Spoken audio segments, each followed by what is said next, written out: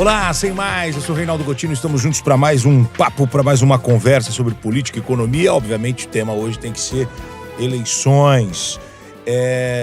Encerrado aí o primeiro turno da eleição para a presidente e a gente vai ter realmente segundo turno dia 30 de outubro. Guarde essa data, hein? Já tivemos nesse domingo o primeiro turno e agora 30 de outubro, no final deste mês também, num domingo, nós teremos o segundo turno para a presidência da República. Passando aqui rapidamente números, o ex-presidente Luiz Inácio Lula da Silva fechou com 48,43%, pouco mais de 57 milhões de votos, e o atual presidente Jair Bolsonaro fechou com 43,20%, 51 milhões de votos, pouco mais de 51 milhões de votos. E aí, a gente vai agora para as análises, né? Para a gente tentar entender um pouquinho o que aconteceu nesse primeiro turno.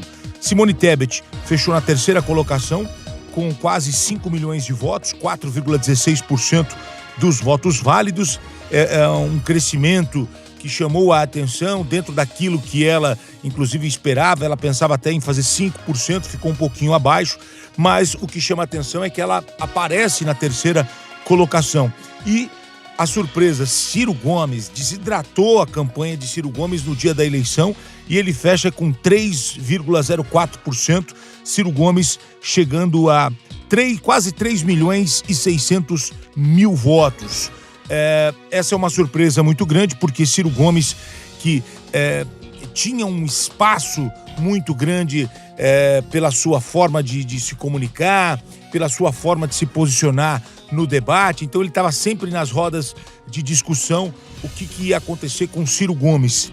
Como desidrata a candidatura dele no dia da eleição e ele fecha com 3,04%, chamou a atenção o momento em que ele dá uma entrevista, na verdade um pronunciamento depois de encerrada a eleição, em que ele está visivelmente abatido e não diz o que vai acontecer sobre o futuro dele em relação a um apoio, em relação a uma coligação, em relação ao que ele vai fazer no futuro, né? Inclusive sinalizando até que pode desistir da política nas próximas eleições.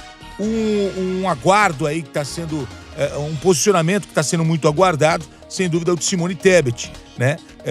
Do MDB, para que lado que ela vai ficar na eleição do dia 30 de outubro, já que nós temos um segundo turno aguardando aí para a presidência. Quando a gente vai, e aí eu queria chamar a sua atenção, eu queria falar um pouquinho de São Paulo, porque nós temos algumas surpresas que aconteceram em São Paulo e eu quero trazer você para essa roda de conversa aqui, porque nós temos no governo de São Paulo uma situação em que Tarcísio vai para o segundo turno com Fernando Haddad, mas não na ordem que as pesquisas mostravam, muito pelo contrário. A gente tem Tarcísio com quase 10 milhões de votos, 9.881.995. O Tarcísio chega a 42%, mais de 42% dos votos válidos, e Fernando Haddad vai para o segundo turno na segunda colocação. E nenhum instituto de pesquisa colocou dessa maneira. Isso chamou a atenção. Os institutos de pesquisa colocavam Tarcísio brigando com o Rodrigo Garcia. Mas olha que interessante, o Rodrigo Garcia ficou na terceira colocação com menos da metade dos votos de Tarcísio. Rodrigo Garcia fechou com 18%, 18,40%, pouco mais de 4 milhões de votos. O atual governador encerrando uma sequência de governos do PSDB à frente do governo de São Paulo. Então, nós temos aqui uma observação interessante, que as pesquisas sempre apontaram Fernando Haddad na frente e Tarcísio brigando com Rodrigo Garcia para saber quem iria para o segundo turno.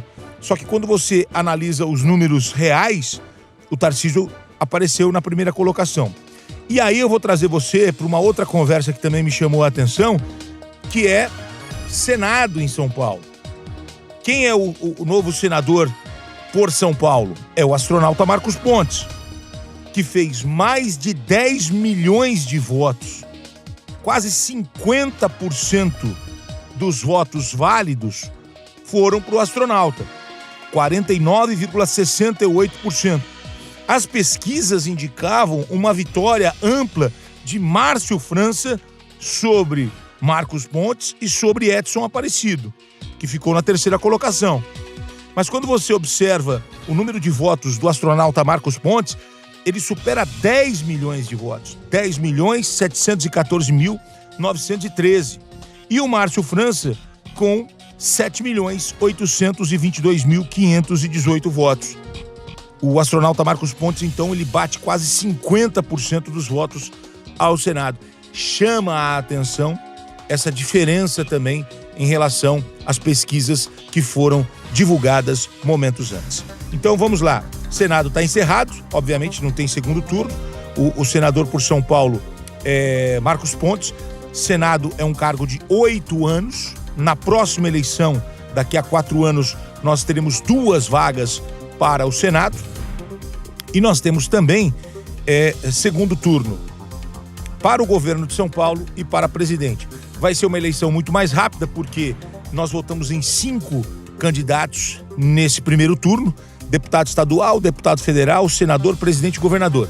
Na próxima eleição, em São Paulo, serão apenas 2 votações, para presidente e para governador. Então vai ser uma eleição muito mais rápida. A gente conseguiu observar muitas filas, muita demora, principalmente porque tinha a questão da biometria. Como eram muitos cargos, também aconteceu essa demora. Em alguns locais, filas de até de mais de 1 hora. Eu, particularmente, fui votar bem cedinho, não peguei fila lá onde eu voto, na Vila Alpina, na região da Vila Prudente, ali na zona leste de São Paulo. Não peguei fila, mas a gente pôde observar, conversando com as pessoas da família, que muita gente acabou realmente encarando aí uma boa filinha por conta disso que eu mencionei agora, né? A quantidade de candidatos e também a questão da biometria. Hoje foi um processo nesse final de semana um pouquinho mais demorado. A próxima eleição tem de ser muito mais rápida. Valeu, minha gente! Eu agradeço a sua conversa, esse bate-papo sobre eleições. Obrigado pela sua companhia. A gente se encontra.